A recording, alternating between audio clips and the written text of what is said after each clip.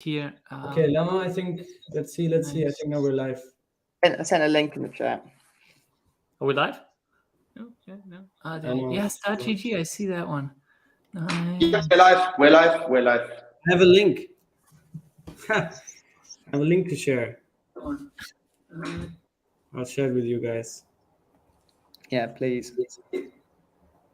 We're live. Let's go. I'll share this. Okay, let's get some people in.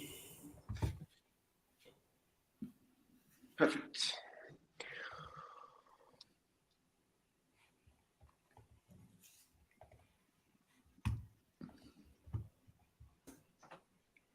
It wouldn't have been crypto if we went live on time.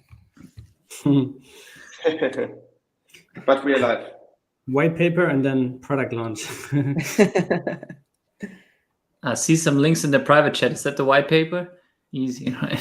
No, that's the private sale. Access to the private sale. Can you send me a seed phrase before? Thank you.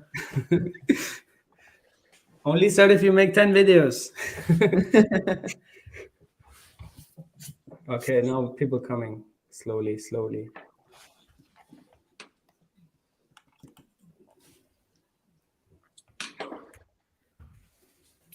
Friends.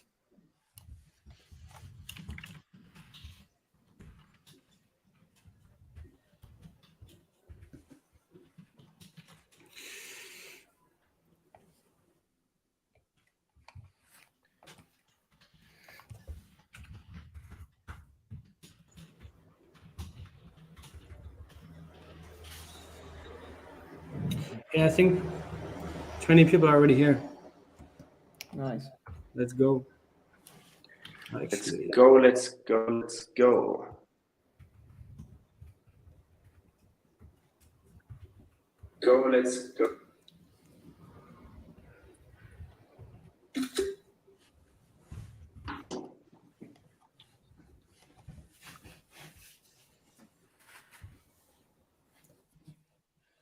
You put out in all of the Cosmos Telegram channels. Which Cosmos Telegram channel? Like Cosmos Ecosystem, Cosmos Airdrops, Cosmonauts. I'll share it with them all. We should bombard them. And kick me out now, Liam.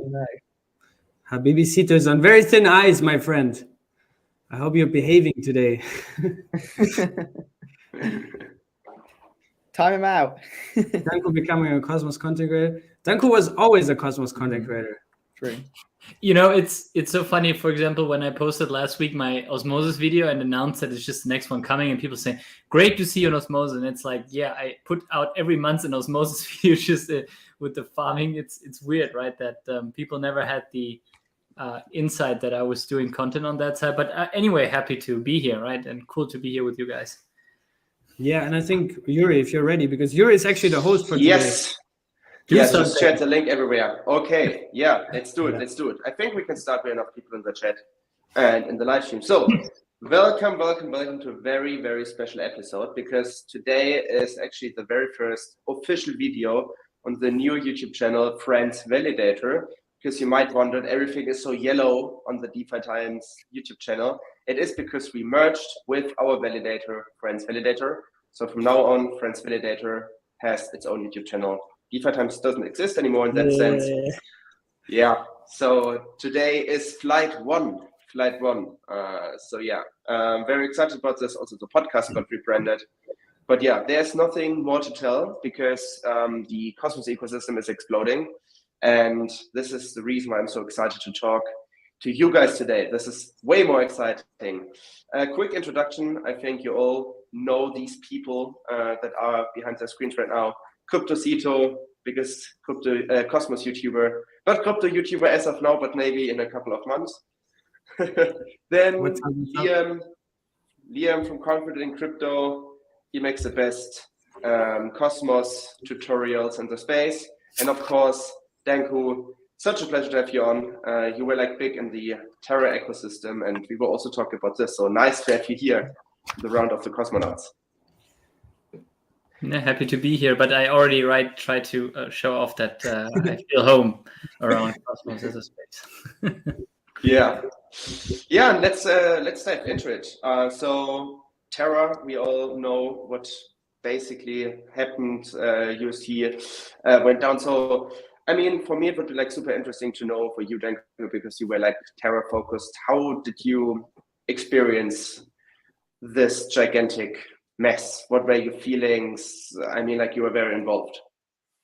Yeah, I mean, it feels like years ago, while it's I think more or less a month now that this happened. I can remember quite good the Saturday when this basically started, right? Saturday night for me, 8 p.m. here in Germany. Then we had this kind of super small DPAC after a bigger whale moved out funds out of Anchor and then the whole Terra ecosystem. And then we had the Sunday where it just came back for a second to 1, but then it was hovering around that kind of 0.9955, whatever. Dollar, and then on Monday it just completely crashed or started to crash. UST went down, then the minting of Luna started, and then that happened over Tuesday. And I mean, there was a week without sleeping for me, right? Completely unrealistic between those Twitter spaces where I also try to give everybody a voice out there, because we know that a lot of people, I mean, like myself included, have been hit severely financially because of this whole crumbling. It was billions of dollars which were in the ecosystem, and also for a reason, which you see right now with Terra 2, which we'll maybe talk about here in a second, but something completely unrealistic, never seen before. And what a lot of people have been saying, there is a risk of a death spiral happened. I think everything on that weekend came together. Shallow liquidity in general, the movement from the 3 pool to the 4 pool on Curve, just a difficult macroeconomic outview, Bitcoin struggling, and then it came together. And then the trust was gone and people were moving out a lot of assets. I think there's a great report on Nansen, right, where they analyzed who were the biggest one moving out funds. And it was just also big players. I think no with malicious intent that just see, oh, we see here a risk. Our risk manager maybe says we need to move out. And then it started, people moving out. And then everything crashed. So still unrealistic. But crypto moves fast. So we have already Terra 2. Don't know if we talk about also the airdrop here in a second. But I hope that we take learnings out of this, right? Learnings of being respectful with each other, learnings of how stablecoins can improve, because I still think we need decentralized stablecoins, but maybe they need to look completely different than what we thought here. Yeah, 100%. And we will talk about Terra 2 and the airdrop. 100% we will do that. And yeah, I know exactly what you mean, because I was at Avalanche Summit in Barcelona, and back then you saw the big Terra boost, and like Terra was like a giant, yeah. And then all of a sudden, yeah, it went down. So this was like super weird to see. And I remember, Cryptocito, you had an episode with Sunny. In this episode, Sunny criticized that Luna's tokenomics were pretty aggressive. So could you elaborate this real quick? Yeah, I mean, I had Sunny a couple of times on my channel, and this was like a few months before, like February or something. I think we talked about the Ionize proposal, which was inspired by the UST Luna mint and burn model in the senior rich. But I mean, I think especially developers, they always saw this as a big experiment, and I think they were really excited about it, and it worked really well. Until, you know, there was this also vulnerable phase in which it got just like blatantly exploited, and very unfortunate for everybody that was involved. But at least there's some compensation now with the Luna 2 airdrop. But yeah, I think developers, after all, they thought it was interesting. They thought it's something very, you know, new and experimental. And I think that's also the bottom line. This entire space that we're in, after all, is still very experimental, right? There's always new learnings, new routes that are taken, and then sometimes you just fail along the way. But like Danko was also saying, I think for us as the community, the big learning is also to just be respectful to each other and not take advantage of this and make fun of others. I mean, Do himself, I think he was a little bit, overconfident sometimes, and on Twitter he was like, there's like these tweets where he's super engaged with some haters, and he's like backfiring, and now it's backfiring on himself. But I think for the community that lost money in there, that might even not be fully aware of what they actually bought when they bought it. It's very unfortunate, so I think we should respect that. But yeah, I think there's a lot of learnings for the Cosmos ecosystem, for the broader crypto ecosystem from this, to make the space overall more robust, safer, more secure. I think this whole concept of like mint and burn for stable coins is definitely off the table now. I saw like in the weeks before that, a lot of other stable coins tried to copy that and wanted to chase the hype of Luna and UST. But yeah, I think now we learned a lot from this. The community learned a lot. Unfortunately, the market entirely crashed over the past few weeks, and especially Cosmos coins, because a lot of liquidity was packed to UST and Luna, were just drained. But yeah, I think there's overall a lot of learnings, even though I know for a lot of people it was very, very hard. But yeah, let's see what the future holds for us. Yeah, 100%. And you just mentioned the new Terra. And before handing my first question over to you, Liam, Danko, I mean, Terra 2, to be honest, I didn't dive too deep into it. So what are your thoughts? Are you excited about it? Are you hoping for more, or how do you feel about it, generally? Yeah, I mean, I think the most important point it's just a new blockchain, right? So it's a blockchain based on the Cosmos SDK, which is from a tokenomics perspective not connected to the old project. And I think what the idea was here is to basically give the developers and the community a way to move forward, right? It has the basic assumption also that the Cosmos Hub has. So basically you have 1 billion of the new Luna, which has the same name as the old one, but it also has inflationary tokenomics.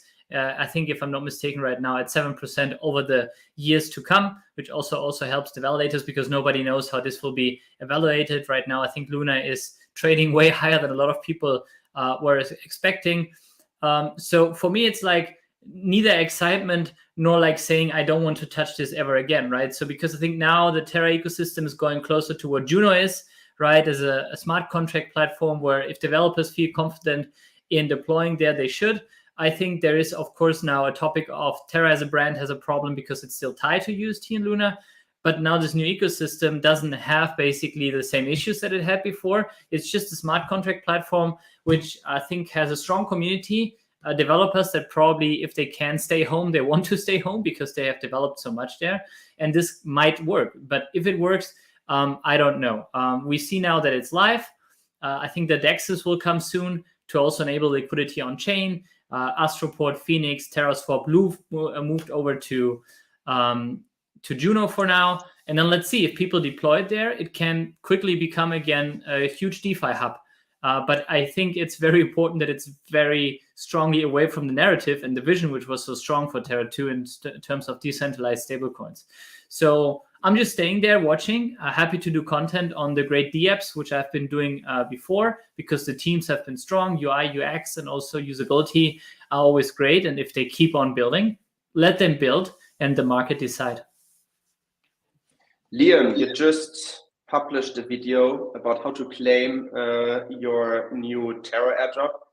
I mean, we saw multiple times already an airdrop comes out and then the first users are coming to Terra or to a new project in general. So what are your thoughts about this here? Do you think that this airdrop is really an incentive to say, let's go back to Terra, let's start all over again, also for devs to start building again? How do you view this? I feel like most people haven't received much money for what they've lost, firstly. So I feel like a lot of people probably still hurting from the airdrop. It's not from the airdrop, from the crash itself. My tutorial, by the way, was just for people using Keplr because there's a little bit of an issue about how you could go and access your funds. So I just kind of did a simple tutorial for that. Yeah, I think with this airdrop, I think it's gonna sort of align some people with Terra 2 because obviously they don't receive the tokens. Like Danku said, the developers will still be around that want to build. The community is kind of still together. But I think a lot of people are still going to need some time to kind of get on board with the new chain. It just seems like a lot of people were unhappy with, how much they got, because obviously they're expecting more because they lost a lot. There's a lot of people who aren't sure about the price of the token at the moment. And also, I think anyone outside of Luna's not really incentivized to come in after what's happened, right?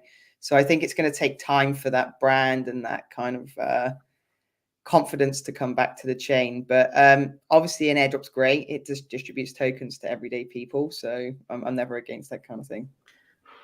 Can I just add one thing also what Danko said? Like, I'm also really, really surprised how high Luna is trading. I mean, it's above $6. When it came out, it was at $18. And those that held Luna before they attack, I think they got a 1-to-1 airdrop, right? So they have the same amount of Luna now. 70% of which, however, is locked, I think, for half a year or even 1 year. I think half a year. 6 to 24 months for non-whales, but for whales, even up to 4 years. Yeah, but I mean, I think for those guys, at least they get some sort of compensation. And, you know, if you look at the Luna price, it's currently down as most other coins are down. So as if nothing really ever happened. We'll see how it plays out when the unlocks come out. And then also whether they manage to gain traction as a layer 1 now, as a competitive layer 1 in the Cosmos and crypto ecosystem. But the thing is, like, and also, like, if you just look at the amount of followers that the Terra Twitter account gained in the last 3 weeks, I think it doubled. They're above 1 million. Same for Do Kwon. Like, this is just, I mean, it's bad marketing, but still, you know, people are fully aware of it now. Everywhere in the world, people are aware now of Terra, right? I think it's more known now than Cardano at its peak. So I don't know. We'll see. They still have a lot of users. The airdrop, at least, and it came out really, really quick. I think it was also important to make it fast. So yeah, interesting. We'll see. But yeah, I mean, as you said, also to add it there, I mean, yeah, it's not always good to have exposure in terms of press. But on the other side, also, we are very deep into this, right? We understand how all of this works. We are also aware of the risk, probably because we are also longer in here. We, for example, bought Luna way below what Luna 2 now is. So we are maybe even whole as a whole. Also, a lot of people in the community, I saw that there are people out there that never understood what this is all about. They still they didn't even notice because of Binance. It's the same trading pair as before. So they just say, okay, great. Luna is at $6 or $7. And I mean, I'm getting also a lot of messages, and I try to help people if they approach me. So feel free to do so, everybody. Right? People find me on Discord or wherever. And there you see is like, we are like super deep into this, into crypto, into what this all means. We are probably also highly invested. It's not for everybody out there, right? So it's a lot of people just have a few funds in there. They maybe even accept to lose everything because it's more like gambling for them. And now they got something on top. So while I also see that it's nuclear as a brand, as you said, CryptoCito, it's like at the end, still people might don't even remember this in a few months because that's how crypto works, right? Who remembers the DAO hack on ETH? If you have not been around, a lot of people have never even heard about that one. It's not comparable because we've destroyed here 40 billion in value, which is crazy. And this has been a showcase of that risk management is important, but at the same time, there is maybe a way to move forward. I have a lot of people commenting right now. It's like, why do you still cover Terra 2? When I did my video on Saturday, and I said, look, if I would stop now doing and giving you information of what's happening next, and also with the airdrop, it's like, I think that would be even more unfair to people that maybe also want to take out an upside here. So it's difficult and it's shit. Let's be honest. Yeah. And I think also the what I've seen a lot in the Terra community is there's now also these camps with Luna Classic and the current Luna. And people want to like literally burn all their Luna Classic to pump it to, I don't know, $1 or a cent or something. I don't know. But I think this is completely nuts and completely wild. But yeah, I mean, the community after all is still separated. Like I said earlier, a lot of the dApps are migrating onto Juno. A lot of the community is also completely lost trust and faith. I don't know. Do we ever get a statement from some of the big VCs? I personally haven't seen any of that. But yeah, I think the trust is hard to repair and the reputation as well. So let's see how it plays out over the time. But yeah, I'm staying away from that. I'm not. May I add to this because of trust? Because it was like very interesting. Just when Terra really went down, I read an article. I think it was on CoinDesk or so. And then there was a news story that Do Kwon was involved in another stablecoin project before that also failed. It was very early in the days, 2017 or 2018. So this was also like a thing where I was like, okay, now really the people are really like throwing SHIT on Terra and Do now, because like all of a sudden everything came up. So I think the trust aspect is what makes me very bearish on this new ecosystem, because I can't really imagine that people say, okay, we are trusting this once again. So I don't know. This is like maybe what I see here. Is this like something that you like? Did you see this news story actually, Danko? Like regarding those previous project, and were you aware of that, or like can you share some thoughts here? Yeah, so I mean, as you said, the amount of stories that people carved out, and also then shallow connections was crazy in that week.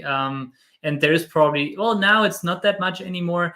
You know, there was a Twitter Spaces a few months back where Do Kwon said that they were doing on Ethereum something a few years back, and that's also how they got funding for Terraform Labs. And I posted about that, and that tweet went viral. Nobody knew which project.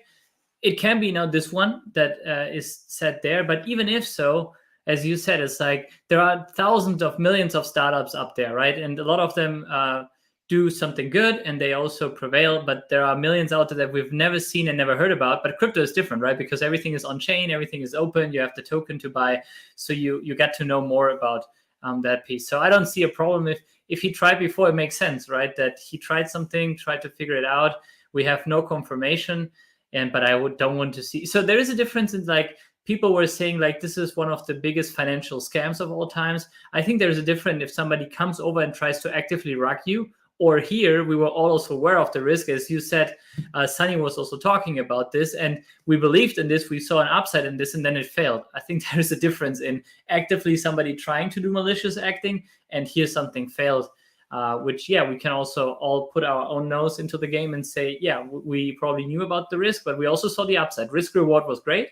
That's how a lot of VCs, because you mentioned it, some VCs talked about this, like Galaxy, Delphi, and the Three Arrows, right? They put out some messages out there, and they also said, right, risk reward was great. We believed in this, but the risk management didn't work out in the end. Yeah, also, sure.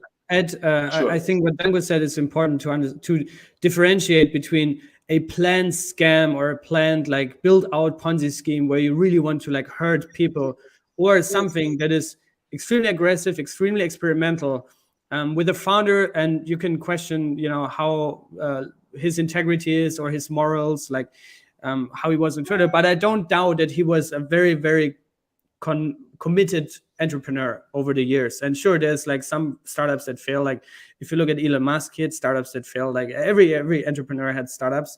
But yeah, I mean, it is what it is. But I think it was definitely not a planned scam from the beginning to like destroy the market or hurt people. It was just a big experiment that failed in an industry that is experimental in itself, right? I mean, after all, Ethereum, Bitcoin, like there's a lot of things also in these Bitcoins that are experimental and need to be improved and adjusted. So it's just the industry that we're in merged with entrepreneurship, which makes it so explosive sometimes. But yeah, we got to differentiate between, you know, like planned scams and a failed experiment. So that's what I think. Yeah, I think I also want to keep this a little bit shorter because, I mean, like now we talked so much also about Terra, but like to call it a scam is just false. It just was like more or less, I think it was like an attack from somebody who wanted to make money with it. I mean, you also saw a lot of on-chain activity that kind of like supports this thesis. Like it was like very, I mean, like there was like a guy or an entity or whoever with a lot of money that was, you know, just taking advantage of it. So yeah, I think like a scam is like, you can't call this a scam at all. I think that's just wrong. But now let's elaborate what this means for Cosmos, because like shortly afterward, we saw Sunny Aggarwal coming out saying, hey, should we enable permissionless CosmWasm for Osmosis? Juno already offers this. And then we also had this discussion about whether adding CosmWasm to the Cosmos Hub or not, like just a week before this happened. So yeah, Liam, I think you also talked a lot about this on your YouTube channel. So could you share your thoughts on this here as well? So do you think that's actually I mean, under like after all, actually good for Juno, for example, or for Osmosis? Yeah, I do. I think it's a bit unfair to say that like they're benefiting off of the failure of Terra, but what I think is really strong is the way the technology sort of stood up during the attack, during all of the high on-chain activity. It kind of validated the Cosmos technology, and then we just see a lot of developers now needing a new home. Some of them, as Danke kind of said, will continue to deploy and build on the new Terra chain. But I think what people are realizing is there's other places they can go if they want to get away from the negative sort of stigma around what's going on at the moment. So I think other Cosmos chains will benefit. We're seeing it on Juno, we're seeing it on Osmosis, but I think we'll also see the ecosystem benefit from new sovereign chains coming on as well. I think yeah, exactly. Yeah, I think wasn't it Kujira? They already said they launched their own chain. And then Retrograde, I think they're considering Juno or Osmosis or launching their own chain. What else? Astroport, they're coming to Osmosis, right? And Mars as well. Got Loop. It's going to Juno. Loop, exactly. Yeah, Loop Finance. Yeah, it's gonna be interesting. I mean, we already see a lot of developers are migrating over.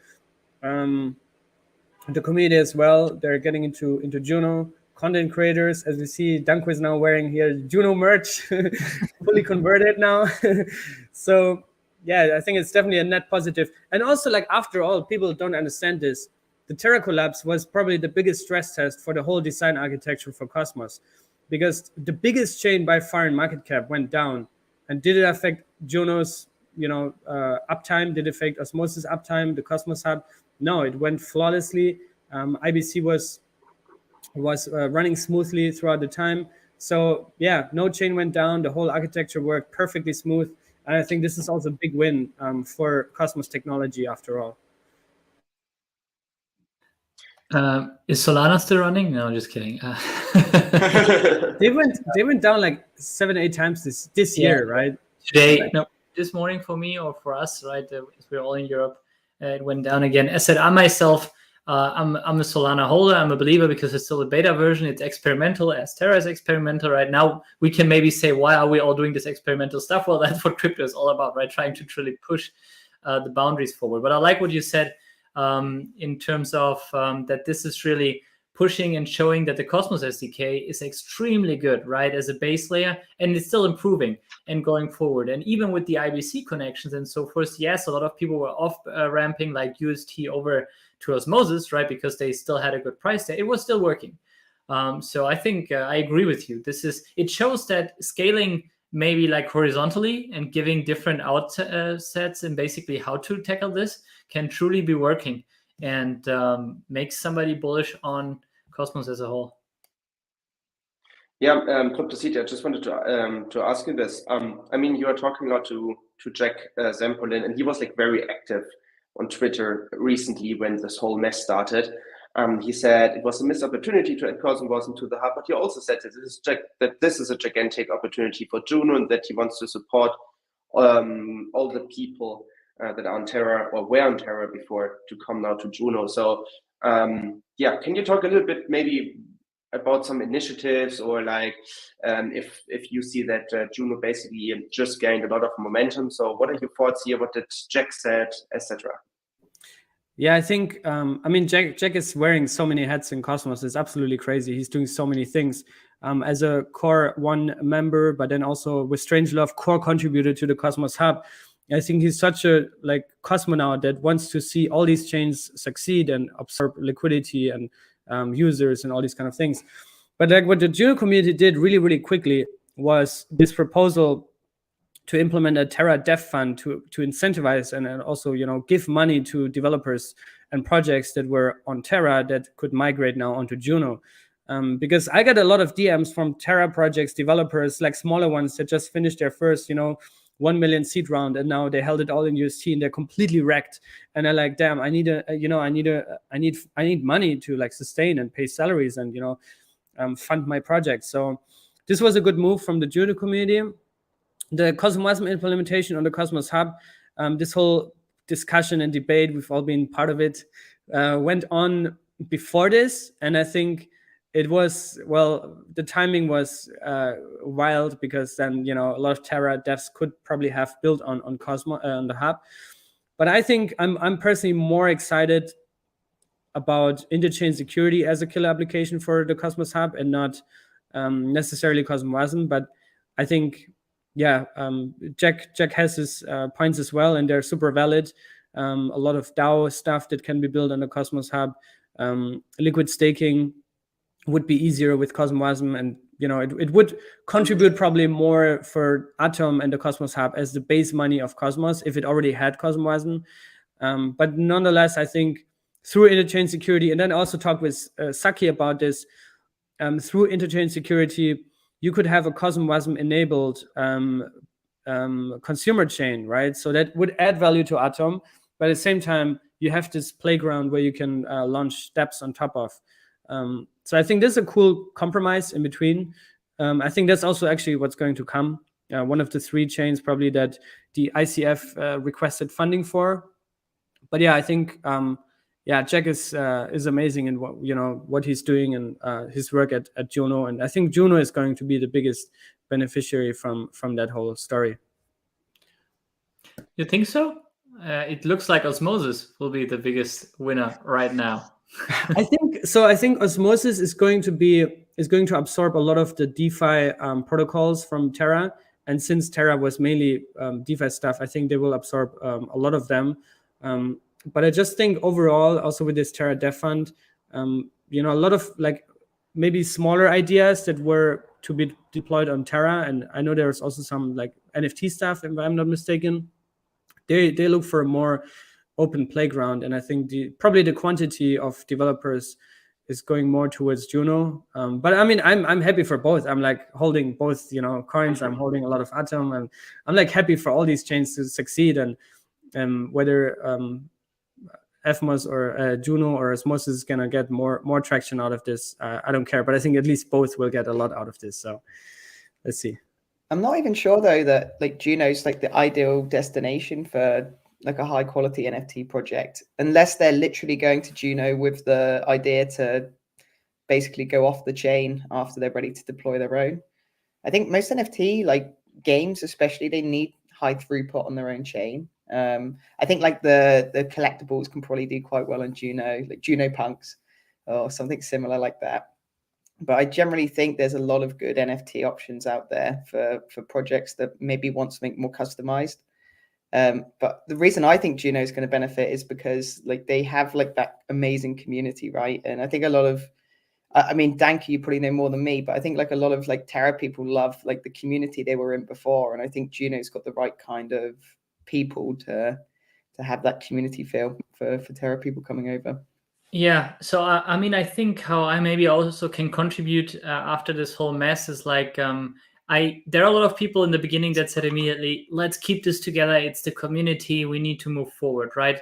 While I agree on that, I think it's not a problem in life to have an endpoint and then just figure out something new, right? What I mean by that is like there will be some people that feel very happy and comfortable in staying on Terra too. Let them there. There are some people that moved already over like Loop, and they have a community and said, you know what? We got like a little bit branded by this and destroyed. So let's move over to a new place and start over. One Planet as an NFT place on Terra is already decided to go to Polygon. A surprise, completely different, right? Even EVM, let them go there. As you said, Mars seems to be right now very close to Sunny and Osmosis. Well, if people are interested in Mars, let them also go there. And Cosmos is a whole space where the whole community is anyway feeling together, right? It was a little bit funny because Terra was also Cosmos, but it was its own space because it was so big, right? I mean, it has like X times the TVL of everything in Cosmos, but maybe this helps now to, again, bring them all together to a broader Cosmos space. And if some people want to stay, let them stay. If some want to go, let them go. I think there's still, the problem with making quick decisions is that you often make them too quick. So letting people some time, if they have still funding to make a proper decision, is probably the best. On popular opinion, I think because we discussed now where, like, for example, NFT marketplaces move to, I think that the future actually is that NFT marketplaces become their own chain, like Stargaze or Asset Mental. because it gives NFT marketplaces so many advantages. Of course, composability, things like this, but also security-wise, because we saw so many NFT exploits with, let's say, re-entrancy attacks or smart contract hacks. That's impossible on Stargaze because, yeah, it's no EVM, and re-entrancy attacks are just not possible. So I think that's a trend. We'll head over to this, and we see the first steps with Asset Mental and with Stargaze. So no financial advice, but I'm very bullish on that, on these NFT marketplaces where you can also mint natively the token and have like a real use case for it. I think for me, I'm a bigger fan of that. But sadly, we started the interview a little bit late, and this is why I do not want to waste your time, Danku. We have some questions for you before you have to leave. So one question is a question to Danku. Does he believe that Juno will be threatened by Luna 2.0 for the long run? What does he believe more? And what do you believe more? Yeah, I mean, first of all, that Luna 1 is not around anymore, Terra 1 is an opportunity for Juno, right? And as that's an opportunity, even if projects stay back on Terra 2, there are now projects that will move over. So it's just an opportunity and an upside. And I think the more blockchains we have, the better, in terms of we have different use cases, and Juno is very strong as a community. I don't think that they're competitors. They're just like different projects that go into slightly different directions. Yeah, and then we have a lot of questions, statements that welcome you to the Cosmos community and said that your sweatshirt is very nice. So also officially welcome to the Cosmos community. Yeah, the hoodie is lit. Like we will also have it at Cosmoverse, like these kinds of hoodies. Another question is, community trust must be one of the main factors for Terra at the moment, right? Can you repeat that? Community was or was not? Community trust. Yeah. Like the trust of the community. Like, is this what Terra has to focus the most on right now, on like winning back this trust? You know, the problem is also who is Terra right now. Let's be honest, there is still Terraform Labs in the background. Without them, the new Terra 2 would have never been launched in such a quick time. I mean, a whole blockchain in 2 weeks is just like completely mind-blowing. And shout out to all the validators and also my team of Dike that just sit there and created the Genesis file and we're ready to deploy everything in just record time. I think in the end, it's more like if you have use cases, if you have innovation, people will come back. Trust is very important. A lot of people are still finger pointing, totally fair, to Terraform Labs or to DOE. Also in terms of the airdrop was not fair. You will never have a perfect way forward.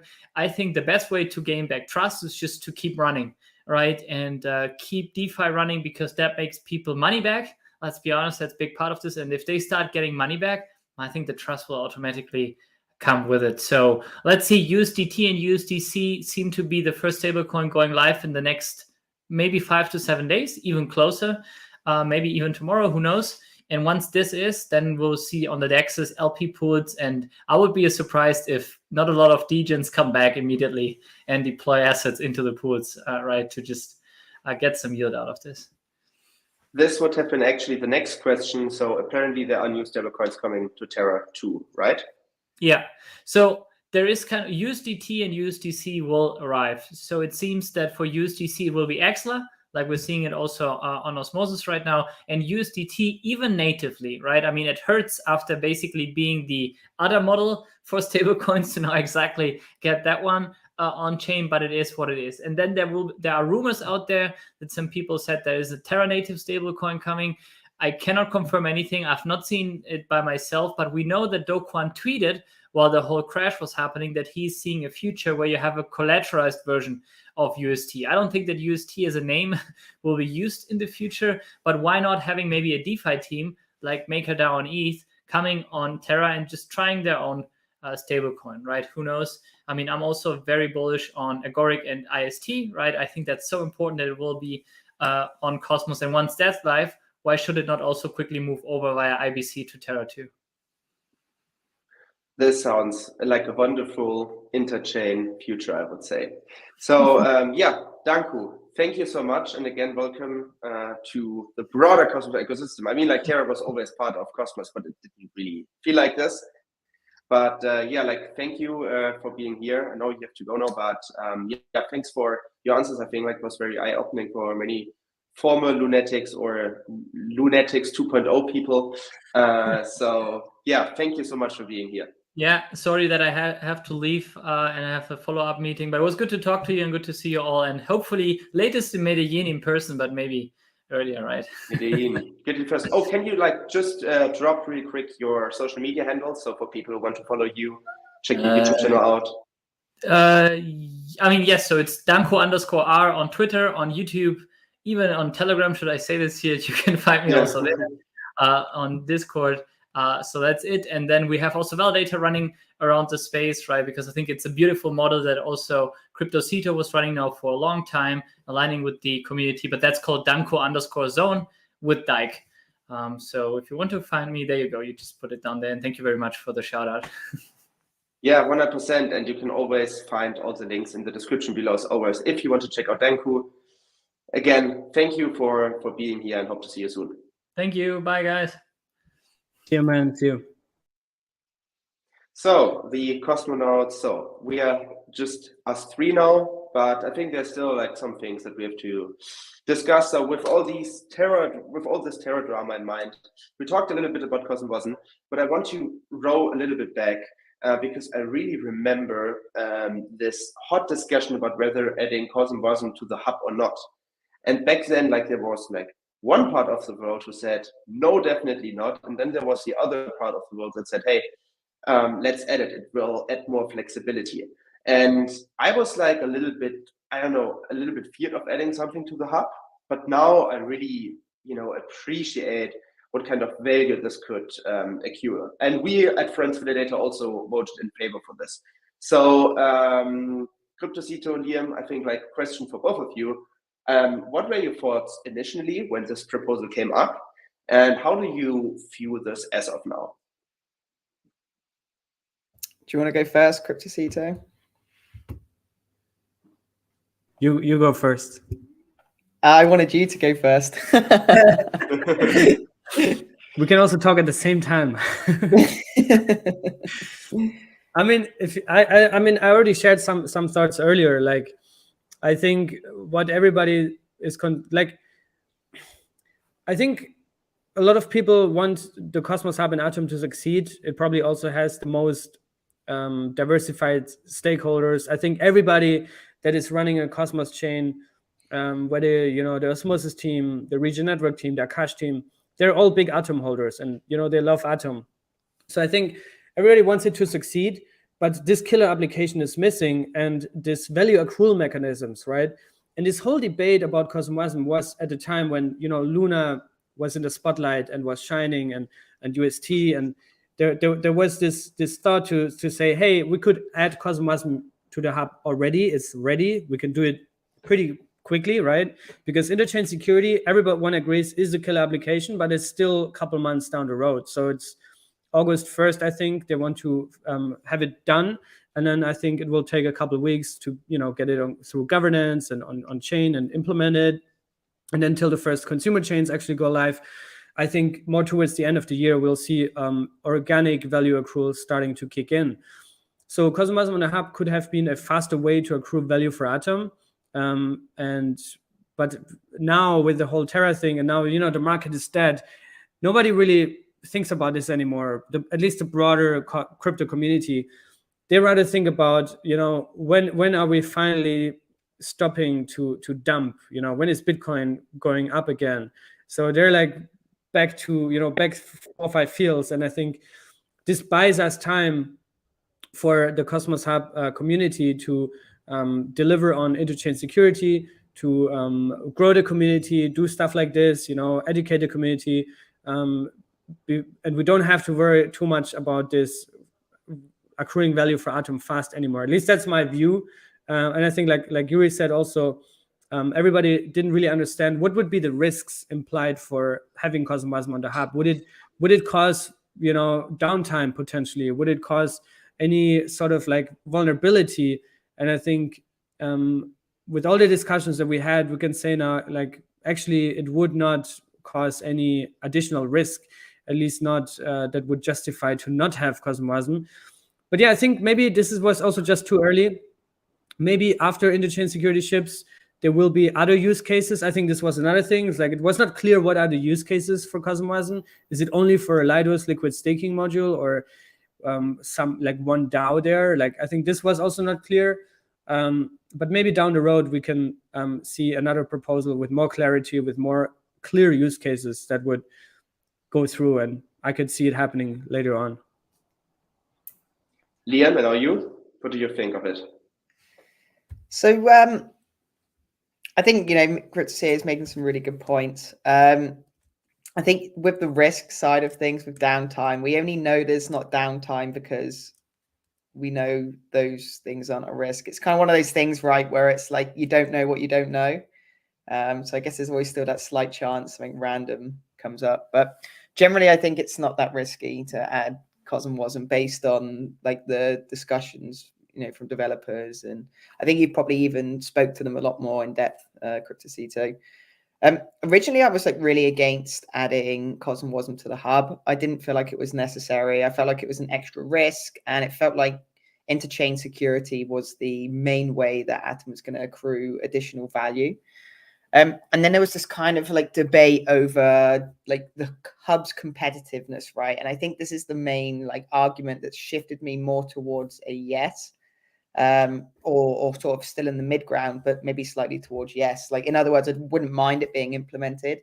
And it's this like argument, like, in order to stay competitive in a evolving, fast paced, like bleeding edge or cutting edge technology space, which is blockchain, you've got to keep pace. We don't want to have like a situation where we're kind of like trying to pump the token price for 1 year and then it crashes. But at the same time, we don't want to be EOS or Tezos, which are kind of like falling off, they're kind of falling behind each year. Next cycle or 5 cycles down the line, we don't want to be that blockchain that's not really brought anything new to the table. So I feel like, we have to take some risk as a community with adding additional features to the hub to try and keep it competitive. Like, I don't agree with trying to add and implement features which is going to give a short-term price pump. Like, because I don't really care if it takes 10 years or 15 years or 5 years for Atom to, become a big success, as long as it happens. But I think at the same time, we kind of have, I've kind of like lost trail of thought there. But I think the main thing is we need to kind of be competitive. So you need to innovate. And it's probably better to take risks like adding CosmWasm to the hub. Yeah, I really want to add here something, because I really felt the same, like a little bit different. So I also had the view on this that it wouldn't be a good idea to add CosmWasm to the hub, because it just added like unnecessary risk, and I was like always super bullish on interchain security. But what I also see now is I don't think that interchain, I love interchain security, don't get me wrong, I'm a big fan, but I don't think that interchain security is this one aspect that will change everything for the Cosmos ecosystem. I think we need to do more than just shipping interchain security. Because what you also have to understand is that for us as a validator, like Stakesito, you run a validator on the Cosmos Hub. We have friends, we also do it. If theoretically an infinitive amount of new projects would launch with interchain security, this would also mean that we validators need kind of the infrastructure to validate all these transactions parallelly. So I don't think that like interchain security only will be the reason why the market will realize the value of Atom at one point.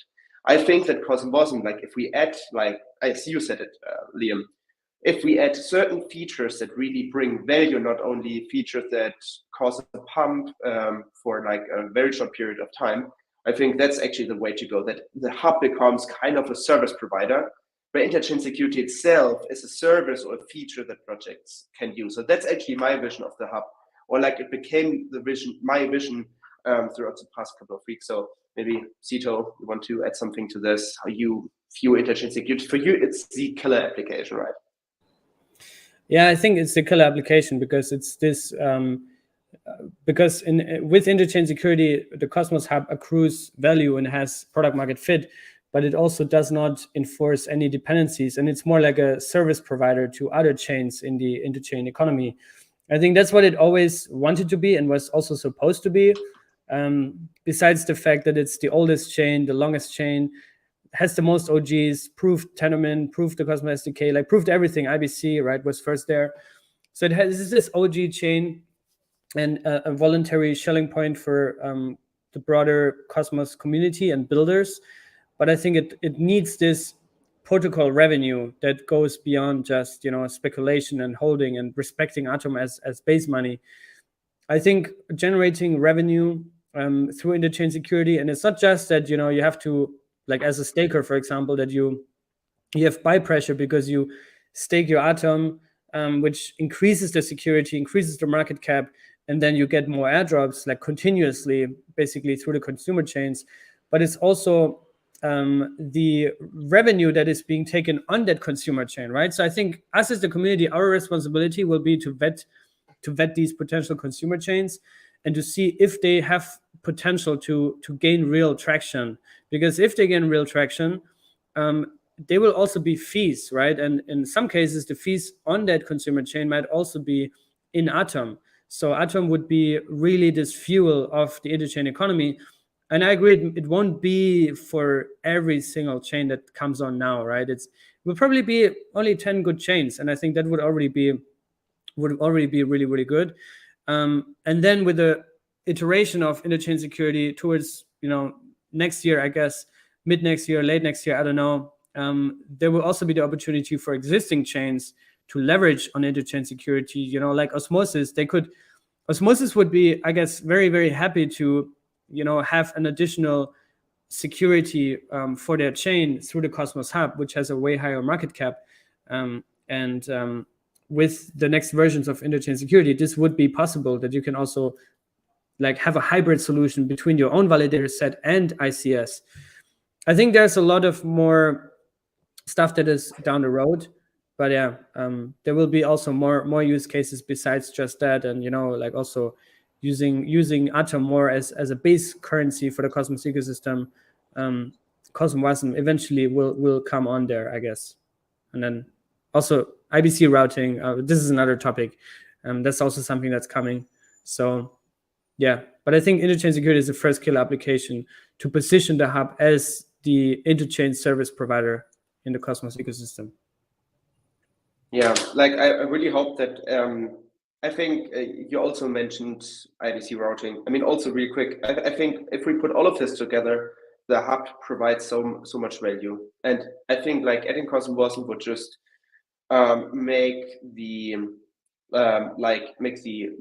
the whole set of opportunities more prosperous for new projects when they want to launch with interchain security, for example. I think if the hub would enable CosmWasm, I think it would also mean that projects would have like more possibilities or like more opportunities when they launch with interchain security. So I think this is also part of the story. So super excited about this. I think interchain security will be shipped by mid this year, by the middle of this year, by the end, something like this, right, Sido? Yeah, I think August 1st, they will have it ready, and then it has to go through governance to be voted on. Then it has to be implemented with, I don't know what's the name of that update that is coming to the hub. But yeah, it will be probably Q3, late Q3, something like that. Yeah, hopefully. I mean, you always know how this with deadlines, but yeah, kind of confident. Before we head to the Q&As, we still have a lot of questions. I mean, Cosmos, super interesting. Still, people are super afraid about the economic situation in the world right now. So, I mean, it also affects us cosmonauts when there's a war in the Ukraine, also inflation, stagnation, whatever also affects us.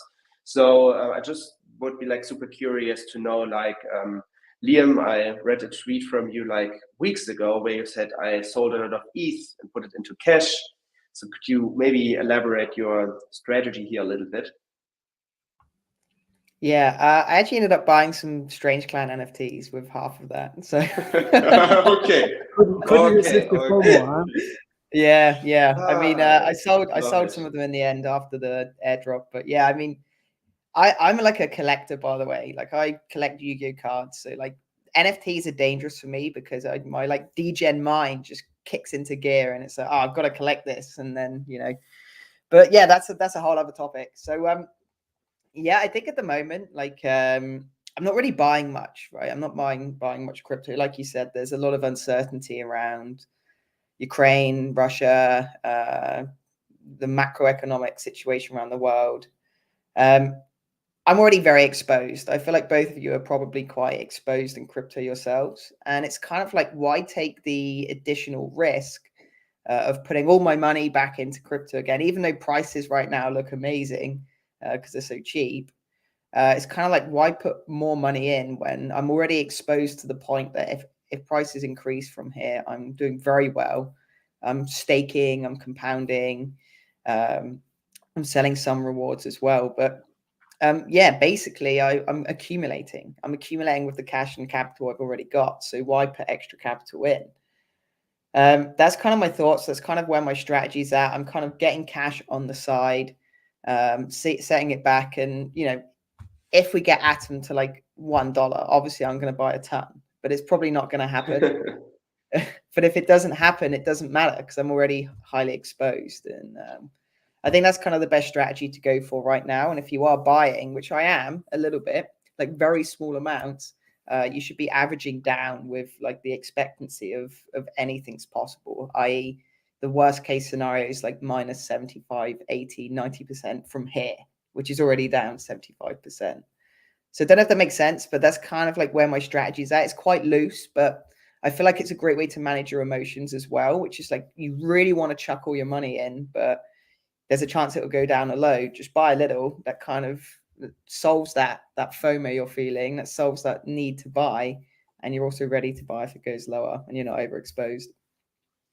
Yeah, totally get you here. I mean, if you like look at all the news, it seems so scary. Like I watched this one panel on Bankless with Raoul Pal. And it really felt like, okay, the world is coming to an end with new helicopter money. And I was like thinking, okay, still selling something, even though prices are so low, just to sleep better. But I said, okay, no, let's just restake everything and just leave it like it is.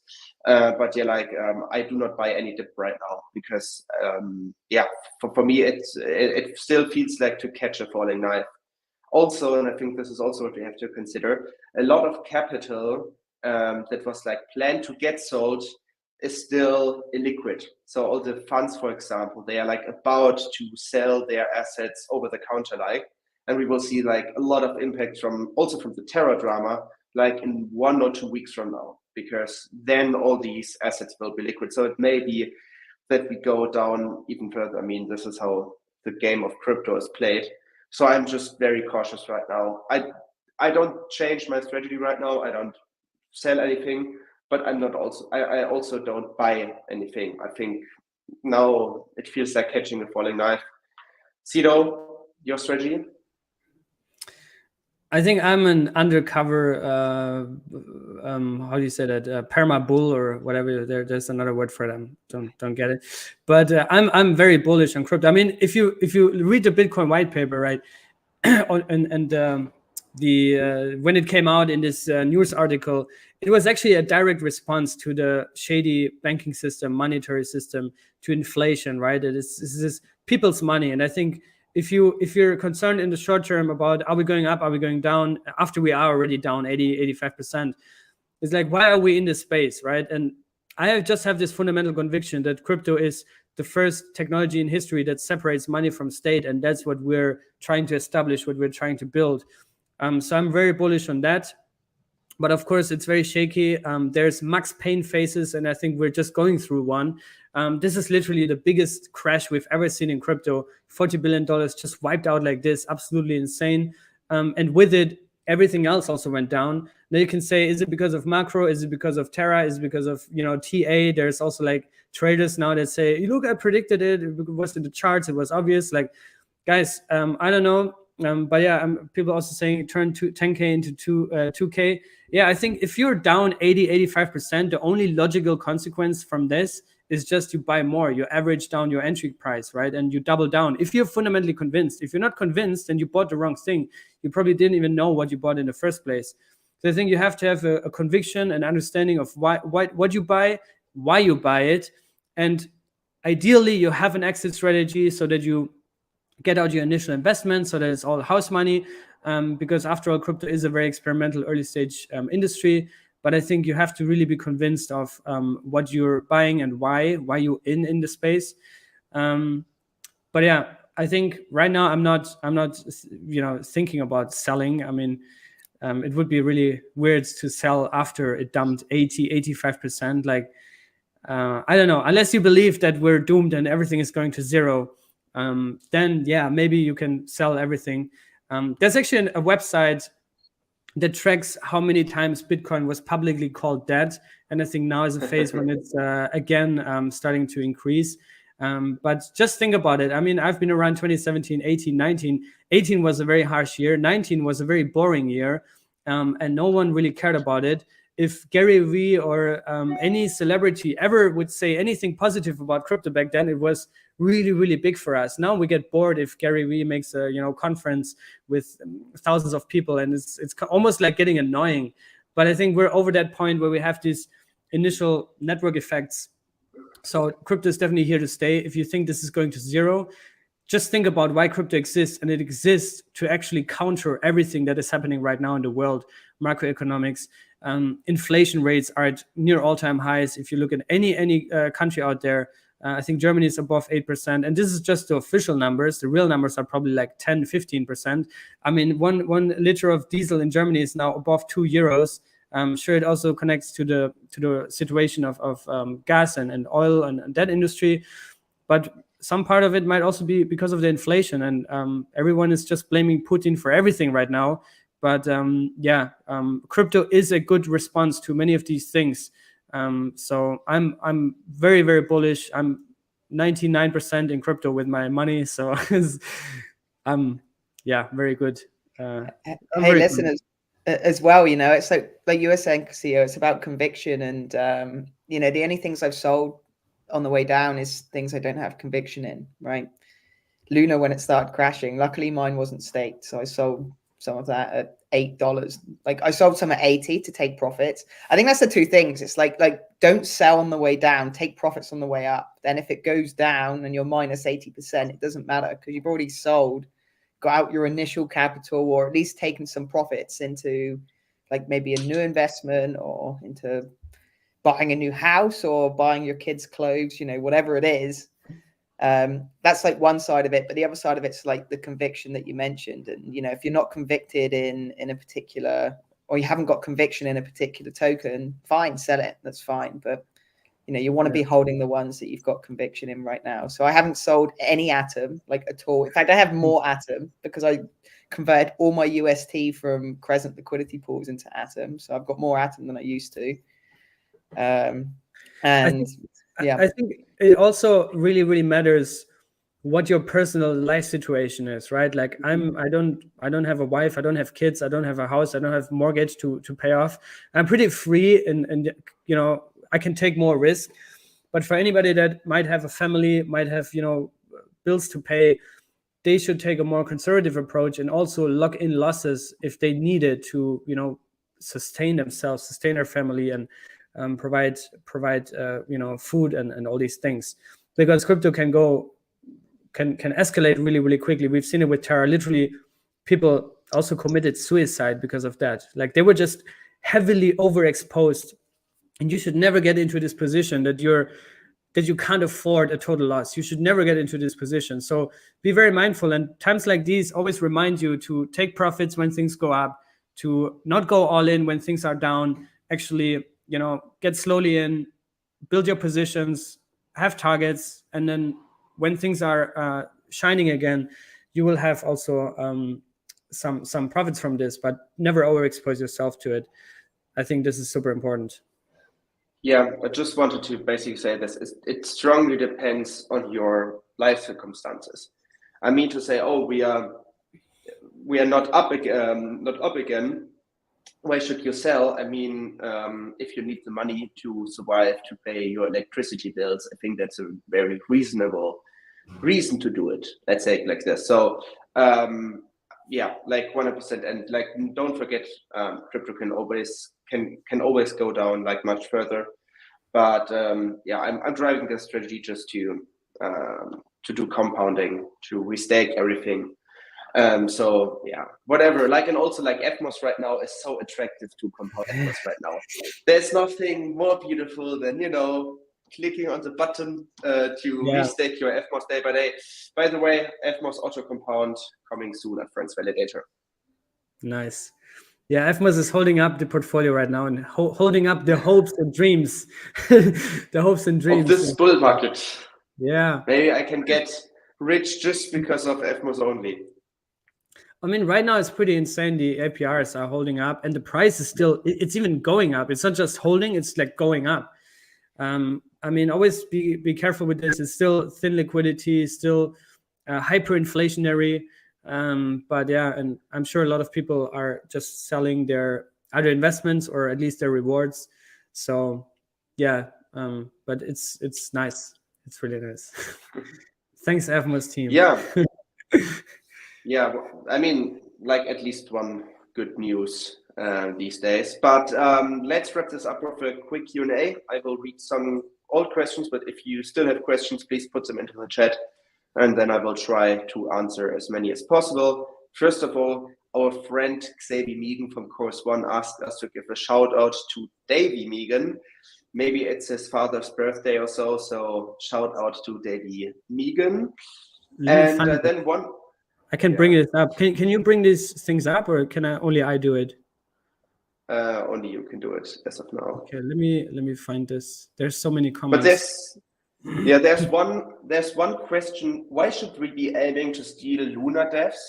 Should we not aim to build our own dev pool and our own apps? This question is by Tutor, like this comic, I guess. So I would say, so let me just I think we're not trying to steal them. It's just that these devs are there and they are trying to seek opportunities right now, or like trying to start working again. So it's just like, hey guys, you can start building on Luna 2 or on Terra 2, sorry. But if you want to come to Juno or to Osmosis or like wherever you want, then do it. How do you view it? What was the question again? If we're stealing developers? Yeah, like we shouldn't aim to steal all the Luna devs, and we should build our own things, but we're not trying to steal them. I think like it's just, hey, I understand. No, I mean, they're actively reaching out. It's like, I don't think, people are bombarding developers like, you should build on us, you should build on us. I think a lot of the developers initially reached out to other Cosmos teams. And also throughout the whole Terra collapse and rebuild, Sunny, Jax, Zaki, they were part of that group that helped to like make sure IBC channels are clean. They like help them. So it's not like we're stealing them. It's like these developers already know all the Cosmos developers, and it's a no-brainer migration, right? I think for them to just build on another chain or launch their own chain, they seek developers that are in Cosmos already. So I don't think we're stealing them, but I think providing also financial incentives for them is what they need. It's not like you're paying them to come over. It's like, that's what they need. You're just filling their needs, meeting their requirements. It's super important. So, but I would never phrase it like we're stealing the developers. Like, there's some high quality teams from Luna. I mean, it's, do you guys follow football? It's like having like a free agent that's like a really good player come from another team. And you're not going to be like, oh no, we don't want him because we want to go and find our own devs. You take them if they're good, if they're available, and that's pretty much all it comes down to. That's my opinion. That's a good analogy. Yeah, I think that makes a lot of sense. Another question is, apart from the Cosmos ecosystem, what ecosystem are we bullish on? I would just start very boringly with Ethereum.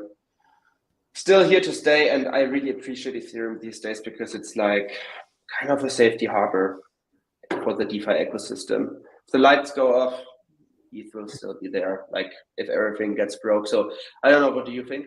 What are your ecosystem's you're having an eye on? I mean, I used to be more involved in other ecosystems, but I'm so deep in Cosmos now.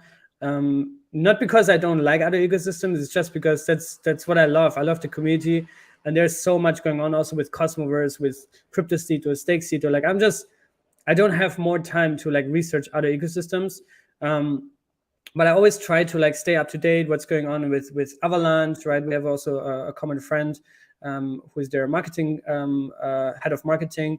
So just to see what they're doing, to see what's going on in Hedera and Algorand, like those are other ecosystems that I'm like holding, that I'm looking at.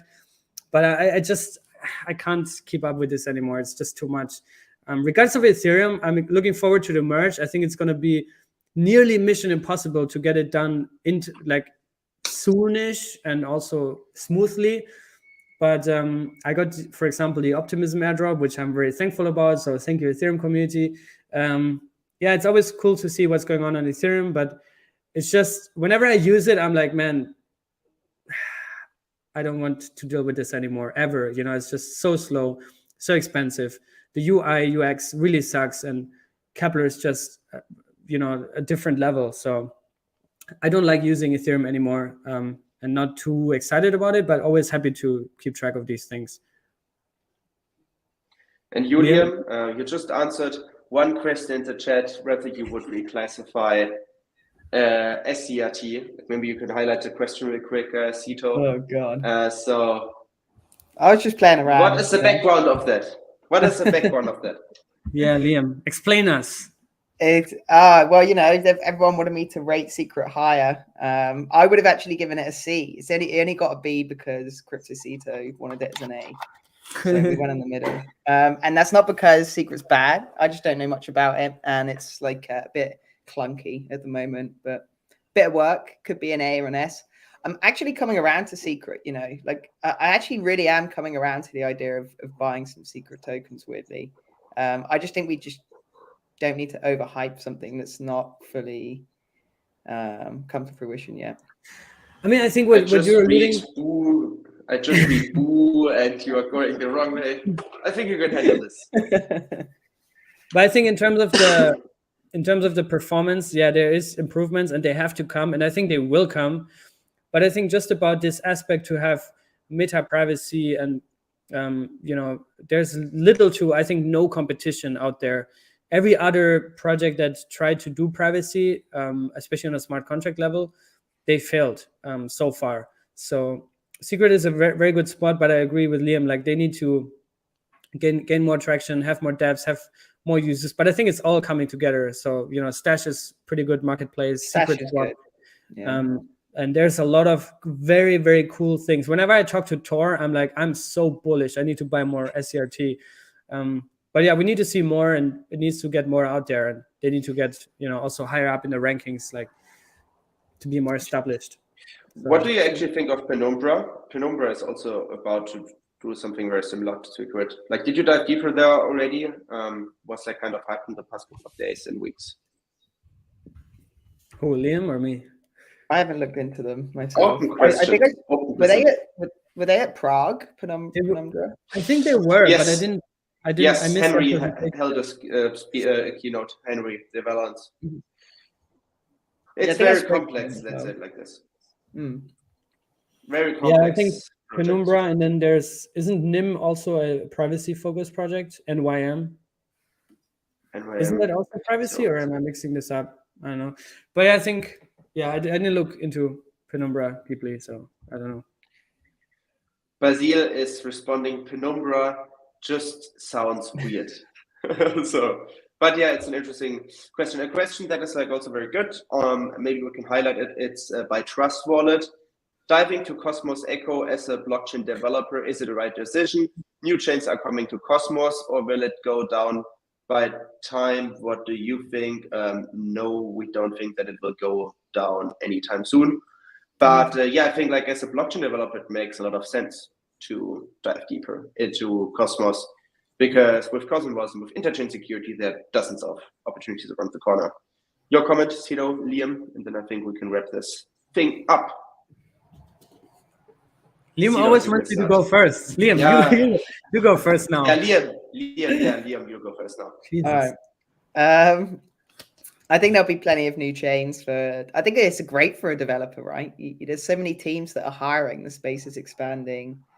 It's probably one of the best ecosystems to be in. People are like actually really passionate. They're not just there to make money and make a quick buck. They really care about decentralization. So if you're really like one of these people who wants more than just money and actually wants to be part of something or find people with similar values, I think going into the Cosmos ecosystem as a blockchain developer is ideal.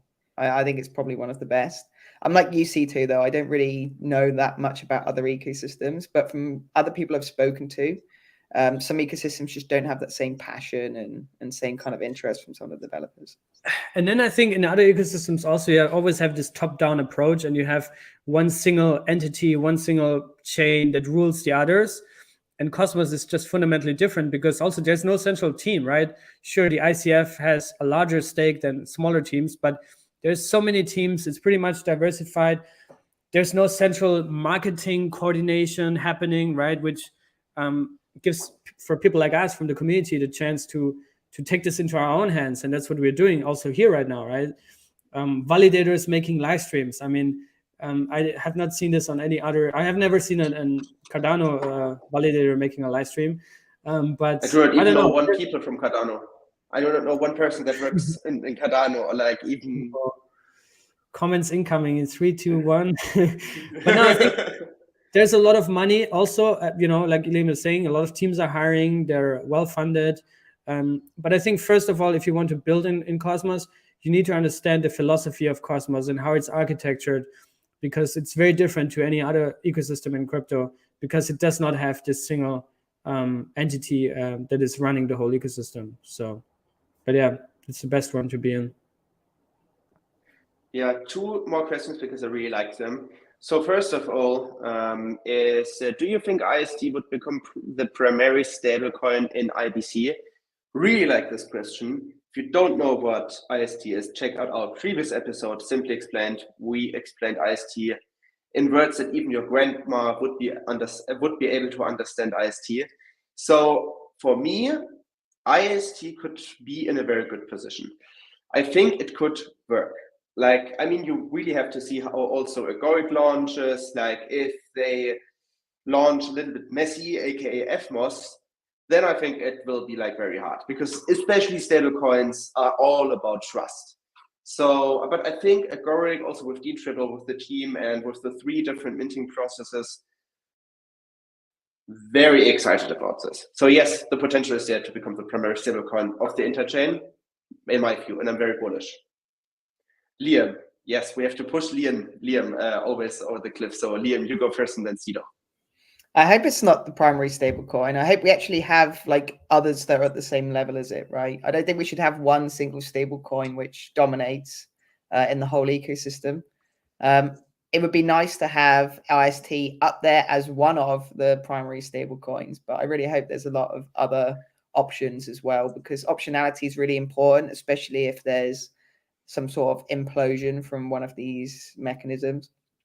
So that's kind of where my thoughts are with stable coins. But do I think it will be? I think they're best positioned to be the most successful or one of the most successful native stable coins in Cosmos. But I think as well, there's definitely challenge from USDC and USDT coming into the ecosystem from bridges like Axelar. So maybe they'll actually be more dominant than a native one for at least the short term. But yeah, it's an interesting question.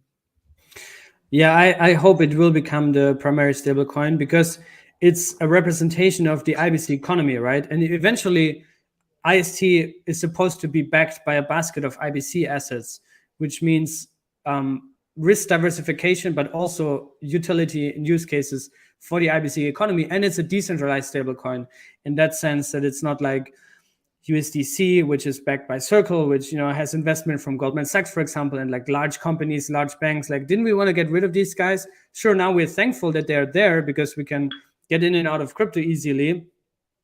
Same for Tether, which has a bit of a way more shady how they're reporting on their reserves. There's just now they're doing these like reports from a lawyer or an auditing company in the Cayman Islands. Like, guys, come on, can you just do a proper auditing? There's like asset-backed stablecoins from the like traditional world are evil necessaries right now. I hope we can replace them with something like IST that is also interchain backed by the whole ecosystem and not just Atom. But yeah, I hope it gains traction. At the same time, there's stuff like Silk, there's stuff like Composite from the Comdex team, eEuro, which is also a centralized stablecoin, but also Cosmos native.